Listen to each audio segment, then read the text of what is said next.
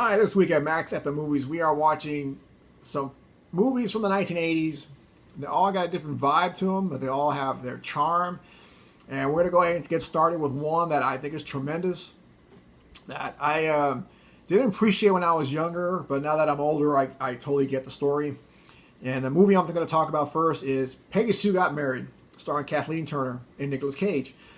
So this movie used to come on TV mainly during cable, throughout the weekdays, or sometimes like Saturday afternoons. And finally I decided to sit down and watch this. And I was told that it had time travel. So you can imagine growing up in the late 80s, early 90s, Back to the Future was huge. And the concept of time travel movies was also encouraged by movies like Bill and Ted, Excellent Adventure. So when I heard that Peggy Sue Got Married involved time travel, I had to go watch it.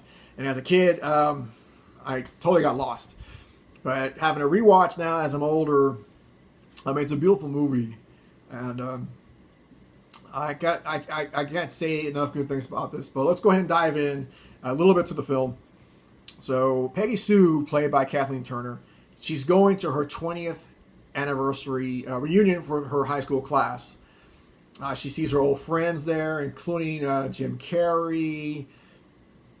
She meets her besties from high school. Everybody's older, kids, everything you expect from a 20-year high school reunion. And then, of course, Nicolas Cage shows up. And then we learn that he was married to Peggy Sue. Nicolas Cage plays a guy named Charlie. And he cheated on her, and they're in the process of getting a divorce. So Peggy Sue, you can imagine she's not in the best state of mind. She's kind of stressed out. She's miserable because Charlie's there and everything. And shenanigans happens. Oh no, little bump on the head. Next thing she knows, she faints. And when she comes to, she's now 20 years in the past, in 1966. She's now a high school senior. She's back in her old house. She sees her mom, her dad, and her sister. And she is trying to make sense of what's happening. Because a moment ago, she was older, in her 40s, and she's going through a midlife crisis of some sort. Marriage is falling apart. She's unhappy with her life. And then now she's waking up in 1966. And she still retains all her knowledge and her memories from the future. So then begs the question, if you were able to go back in time to a certain point in your life and retain all the experience and knowledge you have now, one, would you do it? And two, what would you do differently? And that's what the movie asks you. And it's amazing because Peggy Sue starts to reevaluate her life. There's a touching moment where her grandmother calls her on the phone, and Peggy Sue just like collapses. She just couldn't handle it, because in her time, her grandma has passed, and she's had to talk to her for years, and now there she is on the phone. So she's still trying to unpack everything that's happened to her. So it's a very touching moment, and it shows like the range of Kathleen Turner. She's not just a femme fatale like from Romancing the Stone, or a cold-hearted woman, which we'll talk about this movie later, War of the Roses, and she's not really cold-hearted, but I will say she does show the range. Or she even plays a maniac in a Cinder Mom. So here, I mean, it just shows Kathleen Turner, tremendous actor. She has tremendous range. So she starts to realize, you know what, I don't want to live the same life I lived. I'm going to do things differently. So she starts to make some changes. She's not taking it for granted spending time with her family, but at the same time, she's still acting like she's 40 years old and an 18-year-old girl, young lady's body. So she's still trying to reconcile that. And at the same time, she's trying to push away Charlie, her future ex-husband. But as time goes on, she starts to see him in a new light. She starts to realize that Charlie's big dream was to become a singer. And she one night goes out and she sees Charlie singing in front of a nightclub manager or a record executive. And he's trying his best, and she's falling in love with him all over again. And then she witnesses as they tell him to his face, yo, man, you ain't got it. Do something else. I mean, you suck. You can't sing. I mean, get out of here. You're wasting our time. And you see his heartbreak. that, this is something that he's going to always be doing. He's going to keep trying to chase his dream, but Peggy Sue knows he's going to fail. But she didn't realize the extent of Charlie's misery and challenges. Now, this doesn't excuse his behavior, but she starts to understand him a little bit more. So as the film goes on, Peggy Sue does dip her toes in the water, so to speak. She meets the class nerd and makes friends, and she's trying to see if time travel is possible. Maybe besides a MacGuffin like a car or a phone booth, could it be possible you can do mentally? She does spend the night, have a one-night stand with a guy named Michael Fitzsimmons, a writer. And at first she thought maybe this guy can be something different. But then after spending the night with this guy, the next day she finds out he's a bit of a creep. So she starts to unpack a lot as the film progresses. And then the question is, does she want to avoid the life she had? But in doing so, that means her kids won't be born. She has a son and a daughter, Scott and Beth. And then that begs the question that if she pushes away Charlie and kicks him out of her life, then her children won't be born. And she does not want to be just known as the girl who got pregnant out of high school and married her boyfriend. She wants to be known for more than that. So it's a beautiful movie. And the way it resolves at the end and how everything pulls together, it's very hopeful. But it's not like, hey, you know what, she comes back wiser and smarter and she resolves the issue with Charlie because he never cheated. It's none of that. When she comes back from her trip, it's really just picking up the pieces of the life that she lived. At the same time, you wonder if the events that she witnessed and the actions she took, was it real or all in her head? So that makes a tremendous movie. So I got to agree with everybody who's seen this movie in the past. This is a tremendous film. If you're younger, you may not catch it, but if you love a good story, regardless of your age, check out Peggy Sue Got Married. It's a 5 out of 5. I don't like to give out these 5s, but this one definitely earned it. Now, let's take a step back here and we're going to look at another movie. It's a charming sports comedy starring Robin Williams and Kurt Russell, and I'm talking about The Best of Times. Now, this one here, I do remember, it was kind of quirky. So Robin Williams, back in 1972, he's playing a football game, and Kurt Russell's the quarterback, and he's playing for Taft, and Taft is playing against their rivals, Bakersfield. It's the last play of the night. He is a young man. He goes out. He gets past all the defense. He's out there in the field by himself. Kurt Russell throws the ball, and he drops it. I mean, it just haunted him all his life because it was perfect. There was nobody around him. He was just by himself. All he had to do was catch the ball and win the big game, and he dropped the ball. So now his character is older. He's working at a bank. His father-in-law is a Bakersfield booster, so every day he likes to remind Robin Williams about dropping the damn ball. So finally, enough is enough. So Robin Williams decides that he's going to push back and tells his father-in-law, you know what? This is bullshit. Let's have a rematch. Let's get the teams back together. Let's recreate this game because the game ended in a scoreless tie. Let's find out who really should have won. And so his father-in-law just loves to egg him on, accepts. Now, here's the thing. So the father-in-law, yes, he succeeds in finding the old players, and he finds all the old team from 1972, and they're in great shape. They have a training camp. They mean business. And Robin Williams, when he tries to go back to Taft to encourage the old crew to get back together and replay this game, they don't want to. The town has moved on, and they're not interested in reliving that moment. And to make matters worse, Robin Williams' own marriage is falling apart. Everybody knows he goes out to cheat on his wife. His wife's played by Holly Palance. And Kurt Russell, he is a down and dirty mechanic, like fixing vans and whatnot. His house has all car parts. And his wife's played by Pamela Reed. She's tired of living in filth and car parts. She had dreams of her own. She wants to be a singer. She wants more romance in her life, and Kurt Russell's not providing it. So she leaves him, and Kurt Russell's down the dumps, and Robin Williams uses the leverage from him working at the bank, tell him, hey, either I can make this easy for you or not. So if you play ball, I will rework your loans to give you more time and make the payment smaller or whatever. If you don't, then screw it. I'm going to call him in and really put you in the poorhouse. So he kind of twists Kurt Russell's arm. And Robin Williams dresses up as the mascot from Bakersfield, and he causes some petty vandalism. But he pushes enough buttons so the town is now motivated. They get the whole team together so they can have this game. And it's a lot of fun. It's a feel-good sports movie, but it's not overtaken by sports. There is a scene in the second act, and it's tremendous because Robin and Kurt Russell, their wives are in the process of maybe leaving them. And at the same time, they want to give their husbands one last chance to see if they can behave themselves. And I think most people can relate to this. So the women tell their husbands, here's what we want. We're going to have a dinner. And this is the kind of dinner that you have to dress up nice. Where I call it shirt, a tie, a jacket. And you have to behave yourself, use your pinky, and no slurping, no beer, no mac and cheese. We're going to have like really nice civilized food. We're going to have plates. We're going to have all the little dishes and all that. And we want you guys to be on your best behavior. And you guys can't talk about sex and you can't talk about sports. Okay, so Kurt Russell, he's on board. He really wants to win his wife back.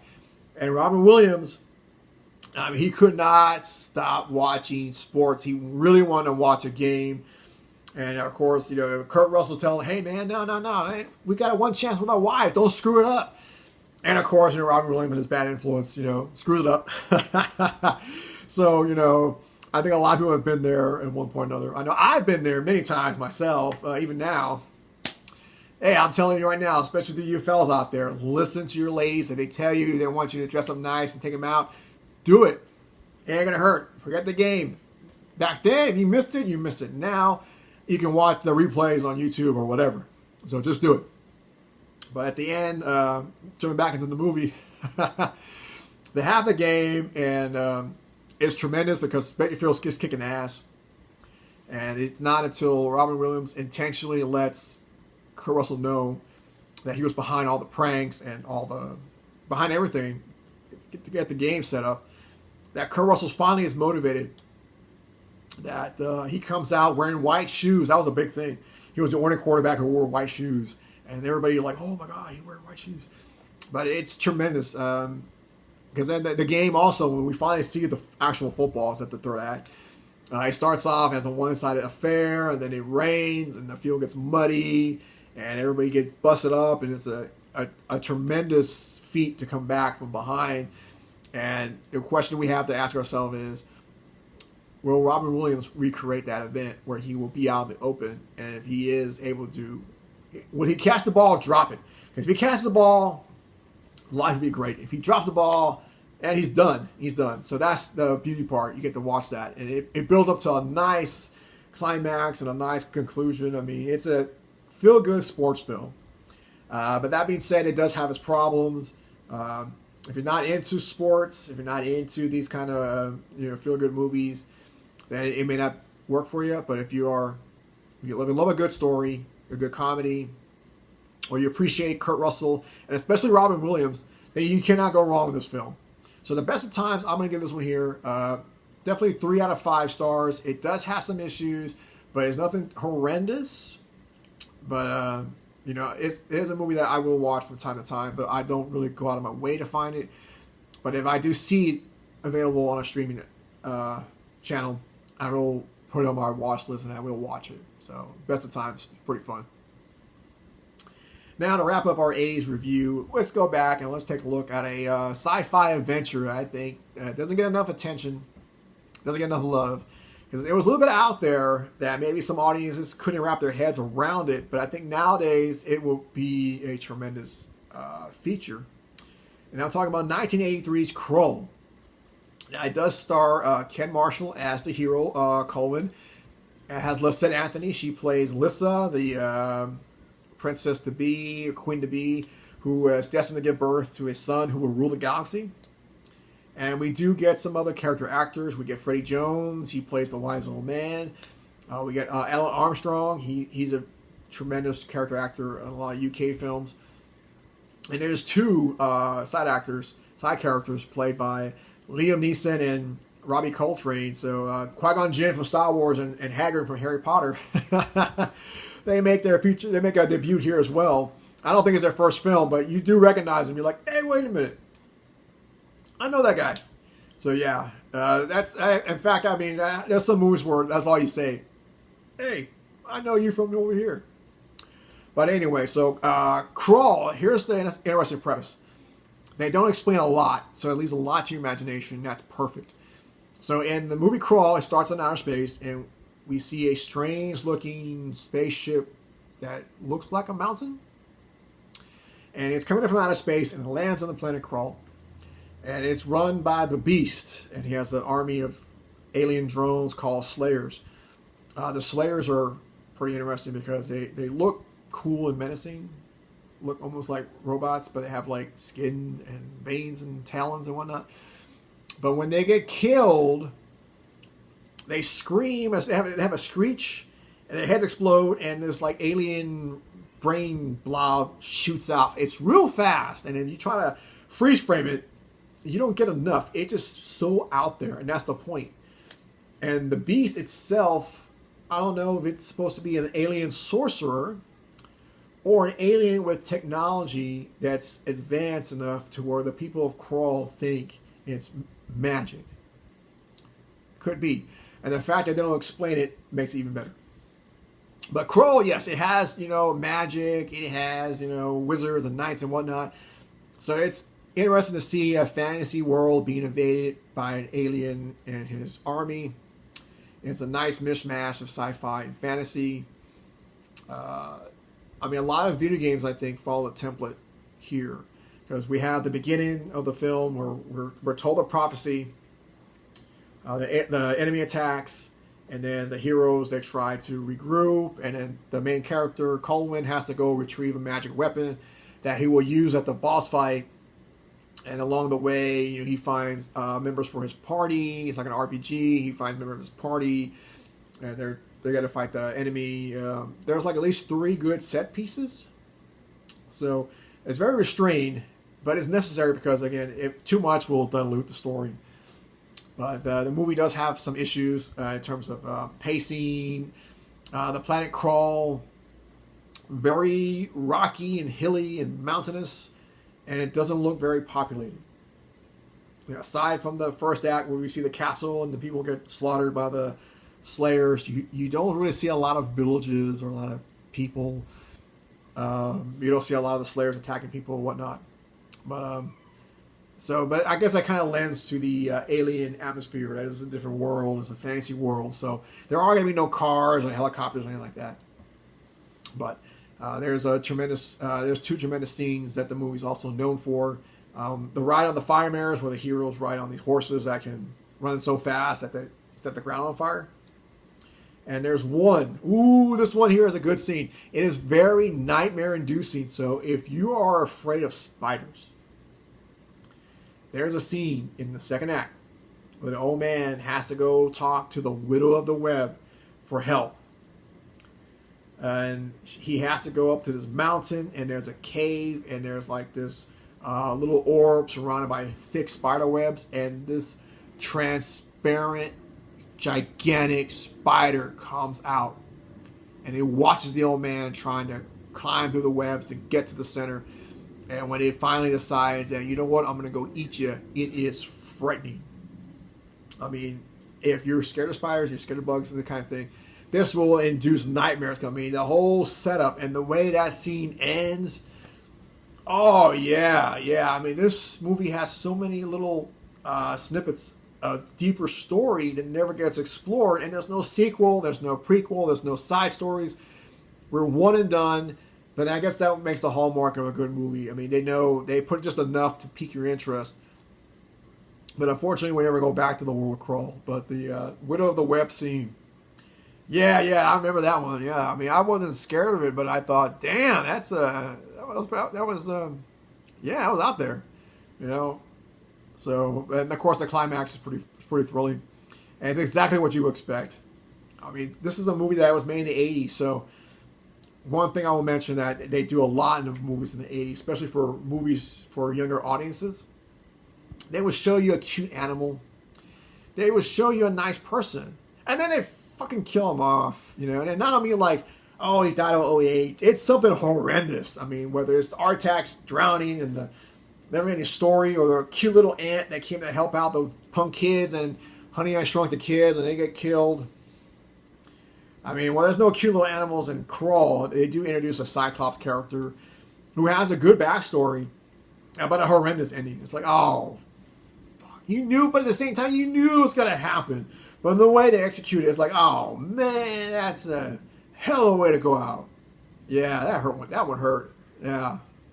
Yeah, but, you know, that's how it was back then. They just made you feel good, and then they punch in the gut, kicking the balls, and then tell you to walk it off. So, Krull. So, as much as I like it, I gotta be fair. Like I mentioned, it does have some issues, you know, with some of the story, some of the visuals. I mean, I'm not gonna beat it up because it was made in 1983, but even back then, there was some like, yeah, you guys could have put a little money into it. But it's an overall fun movie. I'm gonna give Krull, man, as much as I hate to do it, I gotta do it. It's got to get 3.5 stars out of 5. It's a popcorn movie. It's entertaining. I do recommend you go find it. I myself am trying to hunt down the 4K copy. I think I got a Blu-ray, but that should be good enough. But if you can, you go watch it. If it's on streaming, stream it. Or if you're curious about it, there's clips on YouTube. I promise you, if it doesn't hook you, then nothing will. So, now to recap our visit to the 80s, we started off with Peggy Sue Got Married. It's a powerful story about going back in time and asking yourself, would you change your past? Would you change things you did back then if you could? So Peggy Sue Got Married gets 5 out of 5. Then we got The Best of Times, a feel-good sports movie about football involving Kurt Russell and Robin Williams. This is a 3-star out of 5 movie. It is good, but you know, again, I wouldn't force myself to go look for it. If you find it in passing, watch it. Otherwise, don't worry about it.